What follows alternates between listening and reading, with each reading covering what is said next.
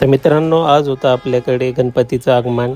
तर आपण निघालो होतो गणपती घ्यायला. तर इथं बाबूची बडबड चालू होती. बाबू बोलला की माझा कुर्ता बघा, मी नवीन कुर्ता घेतला आहे. आता तो पण ब्लॉगची तयारी करतोय बघा. तो सांगतोय आता आम्ही गणपती घ्यायला चाललो आहे. तर मित्रांनो, इकडे आपले मित्र पण होते जिमचे. तर त्यांनी इथे वेगळ्या गाडीत होते, आम्ही वेगळ्या गाडीत होतो. स्पॉटवर पोहोचलो आपल्या इथे. आम्ही डोंगरे वसतिगृहावर गेलो होतो गणपती घ्यायला. तिथं ऑलरेडी आम्ही बुक करून ठेवला होता. आमच्या ओळखीचे ते त्यांच्याकडे मागच्या वेळेस पण तिकडेच घेतला होता, यावेळेस पण तिकडेच घेतला. चांगला छान असा गणपती आम्हाला तिथे मिळाला आहे. ते इथं बाबूने बघितलं होतं ढोल, त्याला घ्यायचा होता ढोल, नाराज झाला. चेरी हाय करते. इकडे बघा किती छान मूर्ती आहे. तर आपण तिथनं फायनली गणपती घेतला.